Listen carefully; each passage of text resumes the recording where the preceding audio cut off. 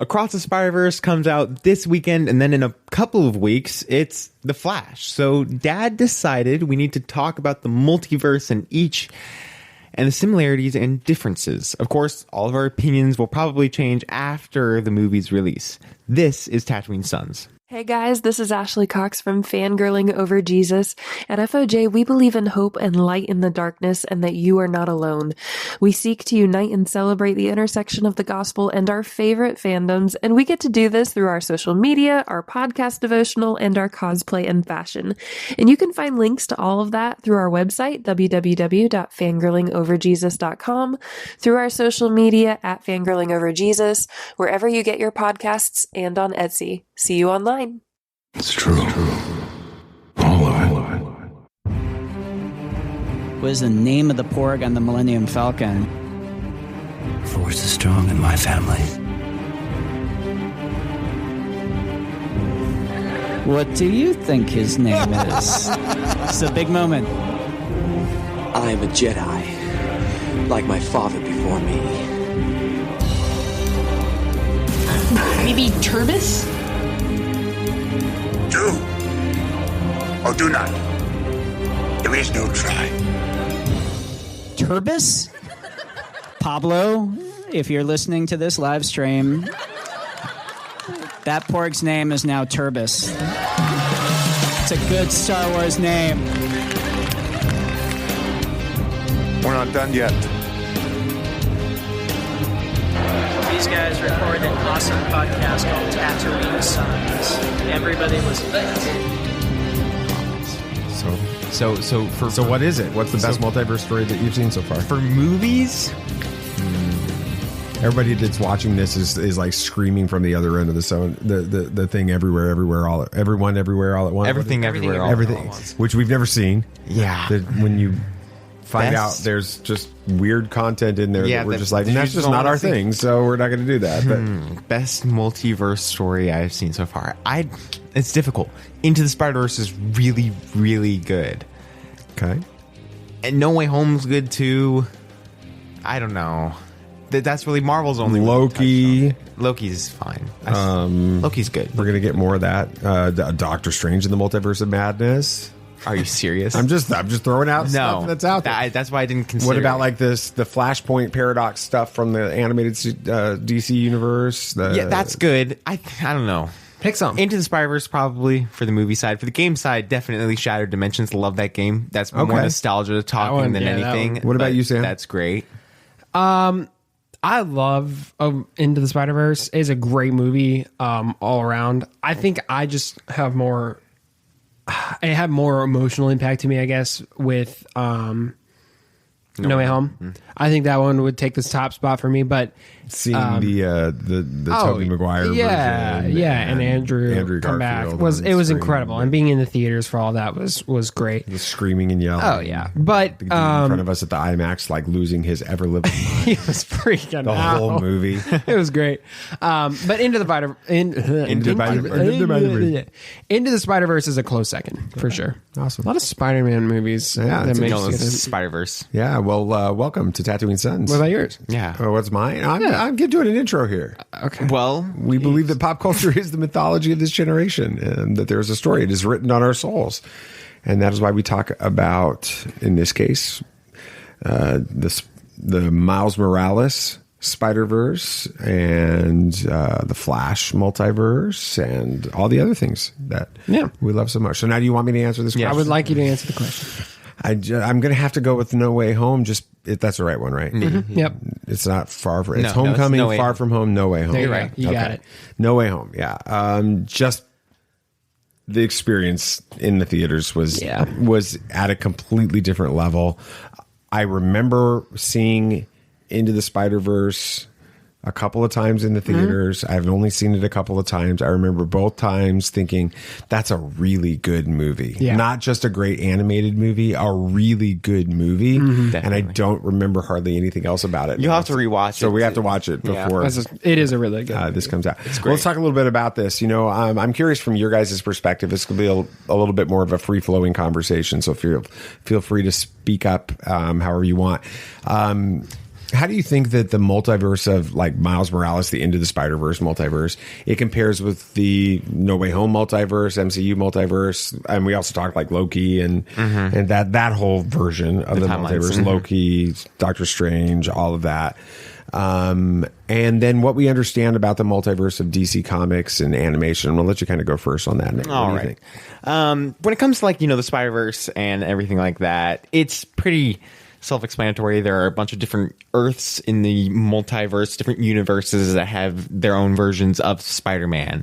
And that's how that case works. Compared to the MCU multiverse, not too dissimilar, especially since apparently Across the Spider-Verse mentions what happens in No Way Home. Yeah, it's all technically the same multiverse. They're all the same multiverse. Sony is tying it in. Yes. Yeah, and well, compared to, Venom and Morbius as well. And so even Andrew's Spider-Man and Tobey's Spider-Man. So all of those are the same. So you can kind of consider all of those slightly MCU movies, but not really. They're just part of the multiverse and could be brought in at any point. Well, they've been calling it the Spider-Verse.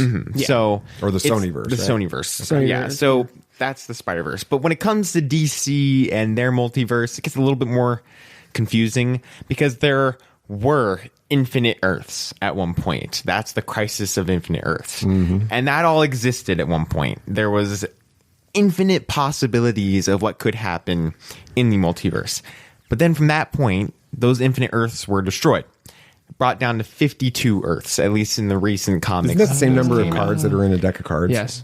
That's kind of weird. And so it came down to 52 Earths. Is that where the those new became 52 comes from? Basically, yes. And then those all became kind of the multiverse, the 52 different Earths that people could travel to with relative ease due through timelines. Like we see in some of the later seasons of The Flash. Yes, you could transfer to different Earths pretty easily. And from that point, now the Infinite Earths are supposedly restored in the comics, at least for DC. And when it comes to the animation, there are some things you'll see later on whenever you finish it, Dad. The animated movie universe, the DC animated movie universe, there are some things that change with the multiverse in those movies. And so overall, the DC Comics multiverse is a lot more confusing than Marvel's from what I know.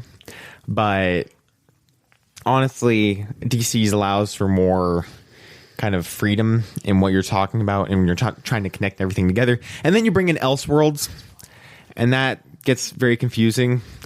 Elseworlds is something else. I think we're just going to, Sam and I are just going to sit over here and let you talk about multiverse for 30 minutes. Go. If you want to know, Elseworlds is awesome. It is. He's going to take this opportunity too. The storyline of the Elseworlds is stories that are heard in the multiverse that are parts of different Earths that aren't confirmed to be real or not. That falls into Gotham by Gaslight, and it falls into Batman Speeding Bullet, which is where Clark Kent lands in Gotham and under the Waynes and then becomes Batman Superman combination. It's kind of it's the what if of now. Aren't they going to be doing Elseworlds in the DC universe? Supposedly that'll be the Batman, that'll be Joker, that will be all of the Superman and Lois, all of those will be Elseworlds stories in the DC universe. That could be brought in potentially because now we're seeing in the DC comics in the most recent issue of Batman, which is issue 135 or issue 900 for overall the legacy. Yes, the Batman. If we're looking at that, now the multiverse is completely open to bring in Elseworld stories into the main multiverse, like Gotham by Gaslight was in there, and then the Batman vampire Dracula story was brought in to where it's actually a vampire bat version of Batman. He's now part of the main canon. So honestly, Elseworld stories can be brought in at any point if they want to. So we could be seeing the Batman in one of the movies, and Dark Knight trilogy could be considered Elseworlds as well now with the new DCU. All right. Yeah, that's a multiverse. I love how this is right in your wheelhouse, BB Nate. He's been waiting to get this out. So you're the expert on the DC side of things, but how do the multiverse rules into the Spider-Verse kind of compare to the Flash or DC in general? Are the rules different? I mean, if we take from how Into the Spider-Verse worked, it looked like when other people were in this universe, this Spider-Verse, like Miles' Earth, they were decaying because they were in their wrong Earth and they weren't supposed to be there. That doesn't apply to DC. People can be in whatever Earth they want to. It doesn't really matter. It can just get confusing for the people on the planet, but it's overall isn't a problem. So, like you've seen in the Flash, Dad, you can see how it affects timelines if you go over to multiverses. That's if you're traveling the timelines and not the different Earths. And so the rules in DC are a lot more lackluster and kind of free reign than the ones in Marvel and Spider-Verse. I don't know if that's the same case with the comics. I haven't read any of the Spider-Verse or multiverse comics when it comes to Marvel. But yes, Sam. So when you say different Earths, that's not like there's a different Earth within this universe that they happen to hop to. It's Earth is just another word for a completely different universe, basically. Yes, just like an Earth in that universe. A different universe is Earth. And so they can have different versions of the characters. Like Earth 2 has the crime syndicate. What? Which is not the Justice League. It's like opposite versions of each character that are bad guys. And so that's... So Superman's a bad guy. Batman's a bad guy. Basically, that's Earth 2. Sometimes it's not Earth 2. It depends on what day. Which multiverse it is. But you remember that movie... Justice League Crisis on Two Earths, Sammy, with Owlman. That's the crime syndicate. The other ones, that's a great movie as well. If you want to know more about the multiverse, that's actually a really good intro movie. That one's pretty good. It explains it very well. It's a very good movie. Is that on HBO Max? It is. Interesting. So what happens when you, because I remember from The Flash and even from like No Way Home and stuff, what happens when you mess with the timeline in each universe? And this can apply to Harry Potter too. Wow, let's go. It can go into Harry Potter. We talked about last episode. The time dial that she was dealing with, she couldn't interfere with the characters, or Hermione couldn't deal with her past self and see her past self, because then that would cause confusion and breaking the timeline, and that would be bad. And of course, you look at Loki, and that could break the timeline, even though they really haven't talked much about traveling back in time, seeing your old self. I can't wait for Loki season 2. Yes, Back to the Future. Back to the Future. Yeah, you can't even if you do. These are timelines, not parallel universes. Exactly. So what's the difference? So parallel universes are different timelines separated but running with each other at the same point. So you can transfer over, and that doesn't really affect anything. You aren't messing up the timeline if you go back. But so what happens if Flash hops from one universe into a different universe? Okay. I'm using the right language, right? And negatively affects or adjusts the timeline in the new universe that he's not from.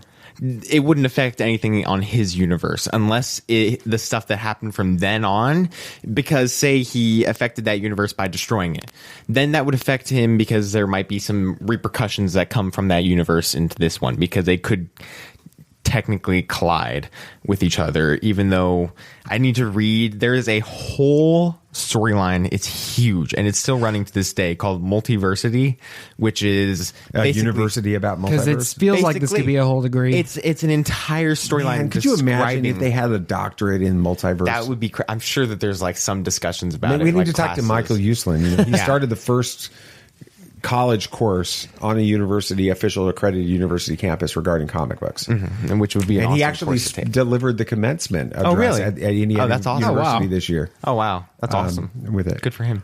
But I actually have something to contribute to this. Oh, go ahead. Bit. I know. It's shocking.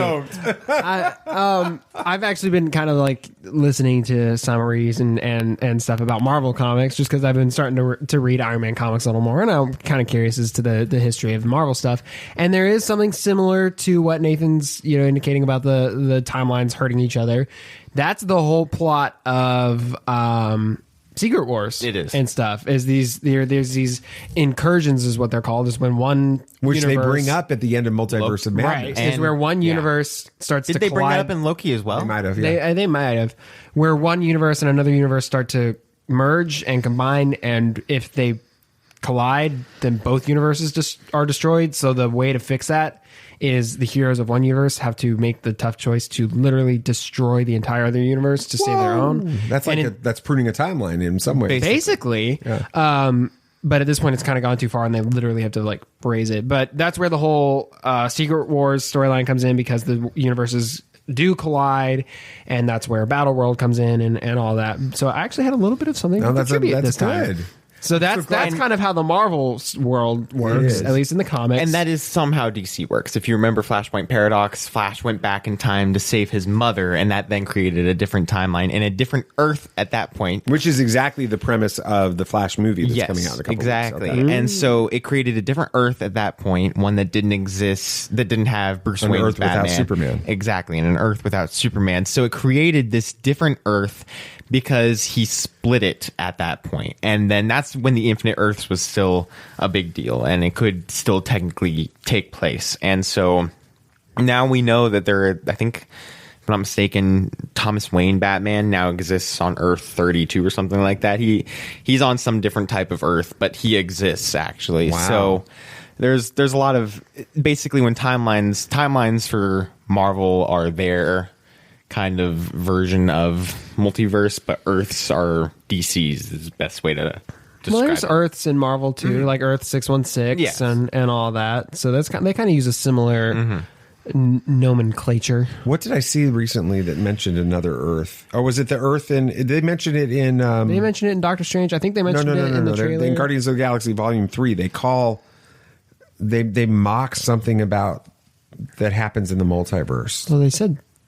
And they use a different title for it, or it's the High Evolutionary that's saying. Well, he's got Counter Earth. Well, and then he mentions don't even bring up that place at Earth 1999 or something like that. You're thinking about Across the Spider-Verse. Yeah, is that in Across the Spider-Verse? Yeah, because he mentions that 1999. That Miguel O'Hara. That's right. He's like that nerd. I just saw it before the trailer before Guardians of the Galaxy, so I had me in the theater. But what's weird now is that creates a continuity error, because in Doctor Strange Multiverse Madness, the Earth where all the MCU stuff is taking place is called Earth 616, which is confusing because that's technically the comic story. Yeah, but doesn't Kamala Khan use it like her argue the about actress that? did. Oh, okay. Yeah.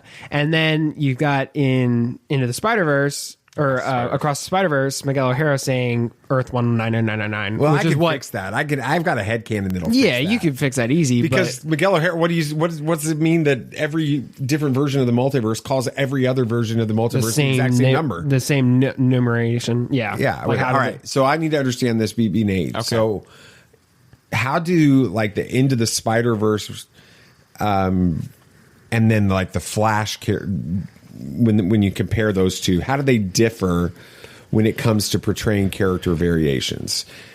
Here's why I'm bringing it up. You've got like all this weirdness Into the Spider-Verse, right? Mm-hmm. And you've got Miles Morales, you got Spider-Gwen, you've got Spider-Ham, you've got Peter B. Parker.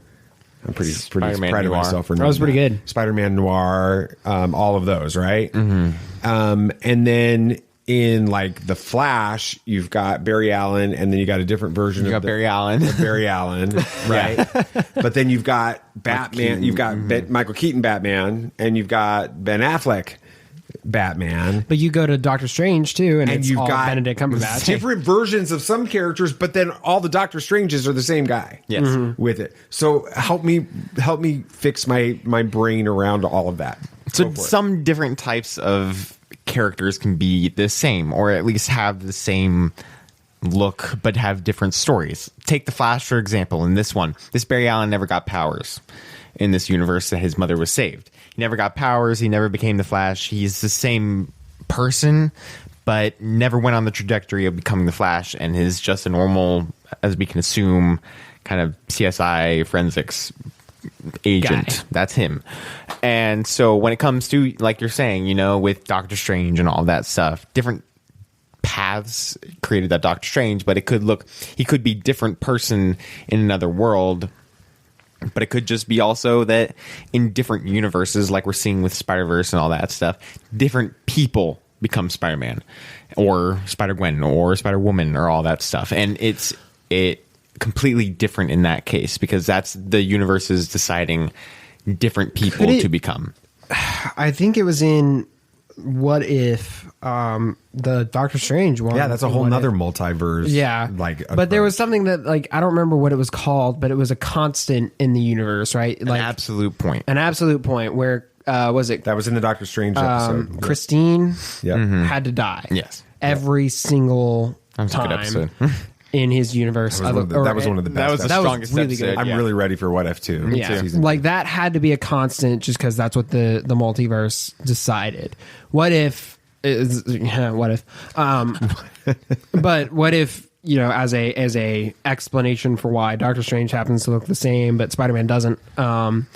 What if that person, whatever, is an absolute point in the universe, right? Like Barry Allen, since he can jump timelines so much, is a constant, and Doctor Strange, since he is like the Sorcerer Supreme, has to be a constant. But Spider-Man can be just about anyone or look like anyone and stuff like that. I don't know, that's just my explanation in my head. It really is a lot of fun and kind of interesting to compare the two different multiverses. I'm curious.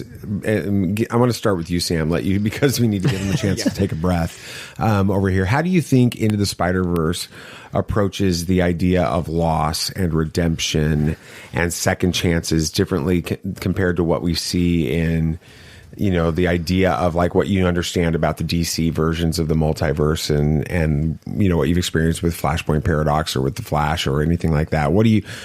How do you compare the idea of loss, redemption, and second chances in those two universes or those two stories? I mean, it's tough because I really don't have that much exposure to the Flash. I haven't even watched Flashpoint Paradox, and I know I need to. It's a good movie. But it seems like it's a constant or a common theme to have redemption and second chances be a thing. I mean, when you have a universe of infinite possibility, it seems like there should be at least second chances for each character, right? And that's kind of what you see with Peter B. Parker in Into the Spider-Verse. He thought he was pretty much done being Spider-Man in his universe, and then he comes back and he starts talking to Miles, and he sees, maybe there is still, maybe I do need to keep doing this, right? Do I want kids? Do I want kids? And then he gets kid, but it's the way to take these characters and have them see what if I did continue to be Spider-Man? What if I didn't continue to be Spider-Man? It's the whole It's a Wonderful Life kind of concept. Is that a multiverse story? Yep, that's a multiverse movie. All right, it's a multiverse movie. Wow. Is it Marvel? No. Sure. Okay. It's too dark for George Marvel. Bailey is a Marvel character now. It's a You gotta tell DC Mom. movie. It's too And dark. Clarence. Clarence is a superhero.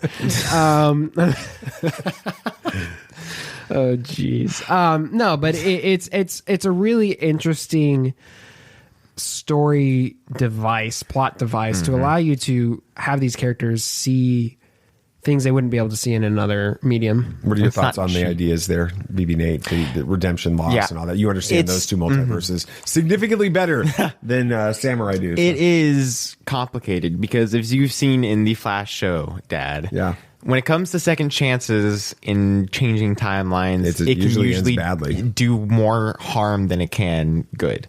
Because when you go in, and as we've seen in the Flashpoint Paradox, when Barry goes back in time to save his mother, he dooms the entire planet. And we're probably going to see that in the Flash. Yes, movie. he's going to doom the entire planet because that was his fate. He had to. And that kind of follows even to Batman as well. He has an absolute point himself. His absolute point is his parents dying. Without his parents dying, he does not become Batman. We've seen stories where his parents live and he does not become Batman. And so he has to have that happen for it to be something that goes on. And there are, of course, many times when he probably has the opportunity to go and save his parents.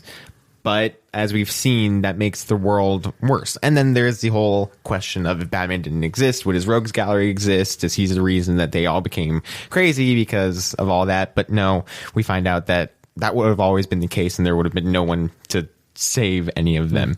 And there's a great episode of Batman the Animated Series if you want to figure out what would happen if Bruce's parents lived. Perchance to Dream. Amazing episode. One of my favorites. And it shows how when you get that second chance, you might be happy, but there's nothing you can do to keep that because there will always be kind of, even if you don't know about it, the multiverse still has the fact of you're Batman and you still have to be Batman. and there will be nothing you can do to escape that, even if you're kind of happy in this state right now. There's also another amazing episode of Justice League Unlimited that happens where, I forget the name of it, I think it's one of the first episodes in the first season, but there's creatures that latch onto Superman and Batman and Wonder Woman that show them all the perfect lives of what they would want. And Batman is one of the ones that actually is able to kind of defeat it first, because he understands that he can't have a perfect life just because it's not how it works. And nobody can have a perfect life. And so it deals with this he's accepted the loss of his parents, but he hasn't forgotten about it. Again, that goes to Mask of Phantasm, with him dealing of his destiny to become Batman from his parents, kind of the promise he made his parents, which that movie is fantastic and hurts a lot the whole time. But that's a great one about accepting the loss, but still accepting the position of who he needs to become, and how even if there was a second chance, him saving his parents wouldn't help anything. And so that really deals with what we see in the multiverse, in both Into the Spider-Verse and The Flash. And even you could think of it as No Way Home.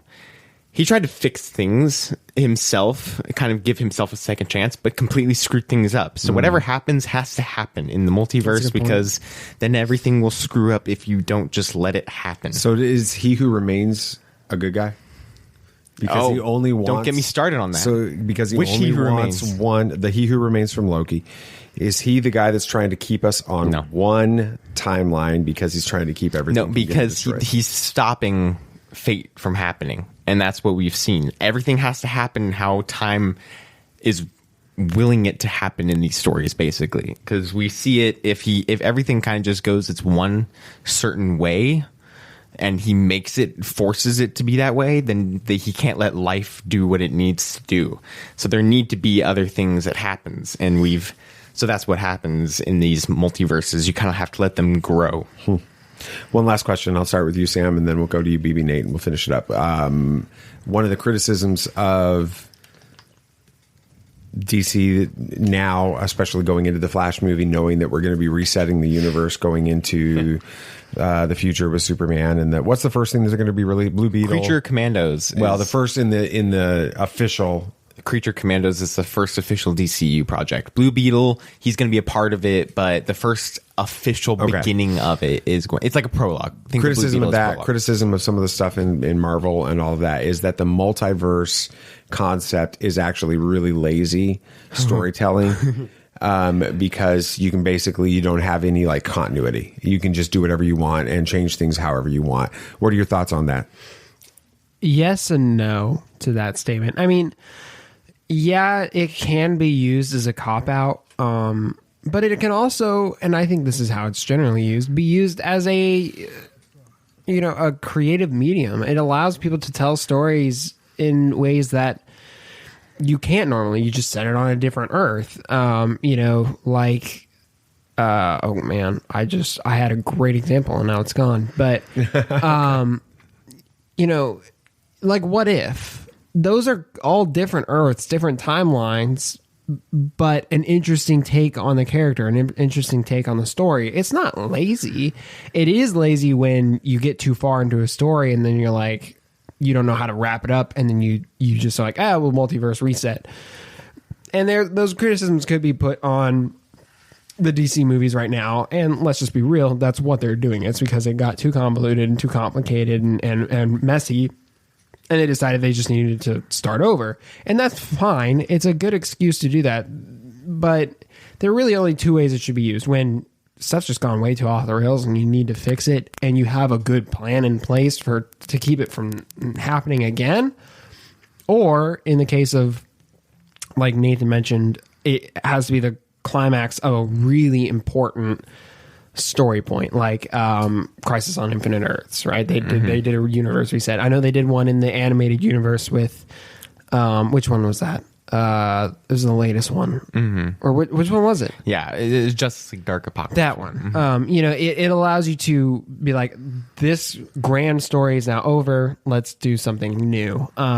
So yes and no to it being lazy. I like it. Maybe Nate, the multiverse Is it lazy? expert. Is it lazy? No, and that probably is coming from the bias of DC, because DC did introduce it first in the Flash. The Flash of Two Worlds, that insanely famous cover with the brick wall between Jay Garrick Flash and Barry Allen, kind of both running side by side to save the same person. An insanely awesome cover.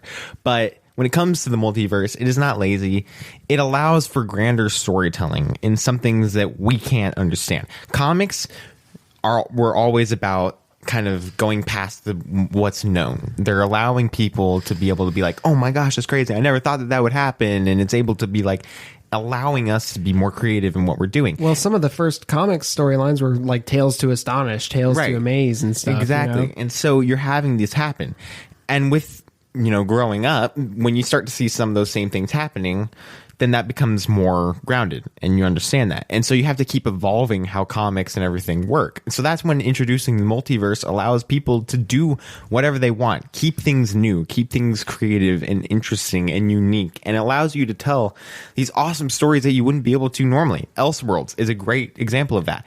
Multiverse, if that didn't exist, you wouldn't have gotten those classic stories that we've gotten from that, and allows you to tell ones and finish up stories from universes that were rebooted. Like the New 52 was ended from, I think, Dark Crisis or Final Crisis was what ended that and gave a reboot for everything. And so from then, the Batman storyline, that's considered one of the greatest, was finished without really having an ending of those characters. So that's when Scott Snyder wrote Batman Last Night on Earth, which is one of my favorite Batman stories of all time. Amazing, brings in Darkseid and all of this stuff, and is a great Batman story that we would have never been able to see if it wasn't for the multiverse being a concept.